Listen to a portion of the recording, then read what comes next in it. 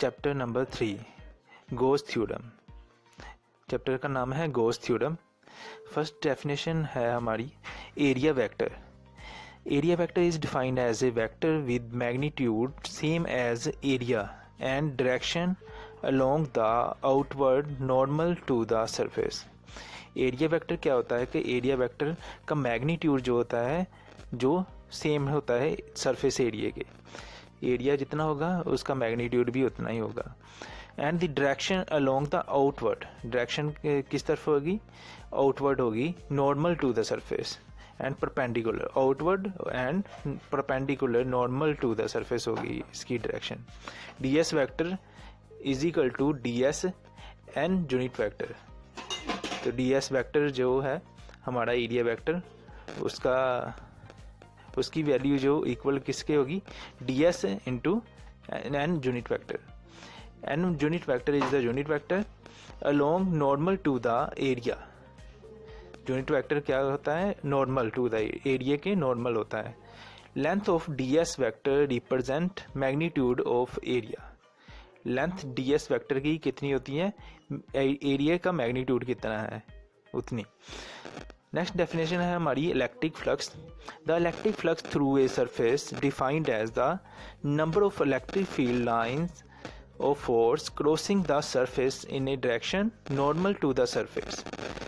Electric flux क्या है? Electric flux है नंबर ऑफ लाइन कितनी क्रॉस करी है, number of electric field lines जो है वो कितनी है क्रॉस करी है सरफेस में से, वो भी कैसे करी है? Direction normal to the surface. उनकी डायरेक्शन कैसी होनी चाहिए? सरफेस के नॉर्मल, सरफेस के परपेंडिकुलर 90 डिग्री का एंगल बनना चाहिए एरिया सरफेस के साथ। एरिया सरफेस के साथ 90 का एंगल बनना चाहिए। It is denoted by phi. इसे फाई से डिनोट करते हैं। It is a scalar quantity. ये स्केलर क्वांटिटी है। इलेक्ट्रिक फ्लक्स क्या है? Scalar quantity. इसका फार्मूला है d phi is equal to E vector dot d s vector. small electric flux is equal to d phi and total electric flux is equal to phi. d phi is equal to e vector dot ds vector and phi is equal to integral e vector dot ds vector. ऐसा ही unit है इसके newton metre square coulomb per coulomb है। तो electric flux के unit होते हैं Newton पर coulomb और एरिया के मीटर स्क्वायर, वही लिख दिए गए हैं। नेक्स्ट हमारी डेफिनेशन है गॉस थ्योरम।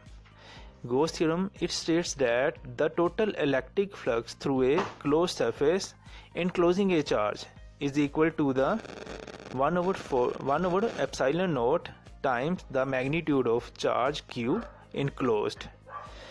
तो गॉस थ्योरम क्या कहती है? गॉस थ्योरम कहती है जो टोटल इलेक्ट्रिक फ्लक्स है थ्रू ए क्लोज सरफेस वो किसके इक्वल होता है? 1 over epsilon naught time the magnitude of charge के।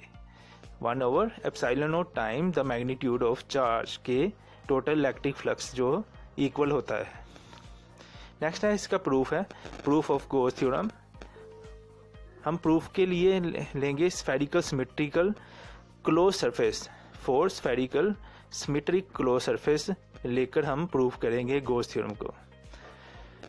तो इधर डायग्राम है। डायग्राम में सेंटर पर क्या है? सेंटर पर क्यू चार्ज है ओ पॉइंट पर। तो आर रेडियस है, पी पॉइंट सरफेस एरिया है, स्मॉल सरफेस एरिया कंसिडर किया है P point. And D s vector outward area vector draw किया है पी पॉइंट से। एरिया वैक्टर है d s vector. Consider a point charge q is placed at the center of sphere of radius r. Let p is the point where electric field is given by. Electric field E जो p point पर है वो कितना है? E vector is equal to 1 over 4 pi epsilon naught q over r square and r unit vector। ये हमारी first equation होगी। Therefore, electric flux through a small area element ds vector is given by। small area element से हमारा electric flux क्या आता है? d phi is equal to e vector dot ds vector। d phi is equal to e vector की हमने value put करनी है 1 over 4 pi epsilon naught q over r square r unit vector dot d s vector 1/4 pi epsilon naught q over r square. R unit vector की value होती है 1, are unit vector की 1 लिख दिया है, और डॉट प्रोडक्ट है, dot product में से कोस थीटा आएगा, डॉट प्रोडक्ट है कोस थीटा आएगा, डी एस कोस 0 लिख दिया क्योंकि डी एस की और आर यूनिट वेक्टर की डायरेक्शन सेम है, इसलिए एंगल जो बन रहा है 0 का एंगल बन रहा है 0 degree. D phi is equal to 1/4 pi epsilon naught q over r square d s. Therefore, net electric flux through the closed surface is phi is equal to integral d phi। d phi की वैल्यू हमें पता है कितनी है ऊपर वाली equation से, integral 1/4 pi epsilon naught q over r square d s. Phi is equal to 1/4 pi epsilon naught q over r square, ये कांस्टेंट है, ये बाहर आ जाएगा, और इंटीग्रल हम किसका करेंगे, डी एस का, integral d s. Now integral d s is equal to 4 pi r square, जो कि क्या है, स्फीयर का सरफेस एरिया है। D s is equal to 4 pi r square.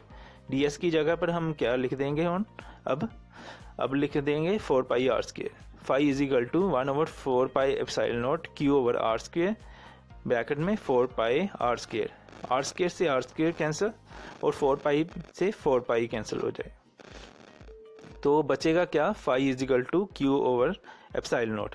It proves the Gauss theorem. Next है Gaussian surface. Definition है हमारी Gaussian surface. The Gaussian surface around a charge distribution is a close surface such that electric field intensity at all point on the surface is same and electric flux is along normal to the surface. Gaussian surface around a charge distribution, charge distribution के around Gaussian surface हम draw करते हैं, close surface होता है। उसमें क्या होता है कि electric field line 0, electric field intensity है वो सभी पॉइंटों पर क्या होती है, सेम होती है। इलेक्ट्रिक फील्ड इंटेंसिटी सभी पॉइंटों पर सेम होती है, और इलेक्ट्रिक फ्लक्स जो होता है, इलेक्ट्रिक फ्लक्स वो नॉर्मल होता है टू द सरफेस, सरफेस पे नॉर्मल इलेक्ट्रिक फ्लक्स होता है। Thank you.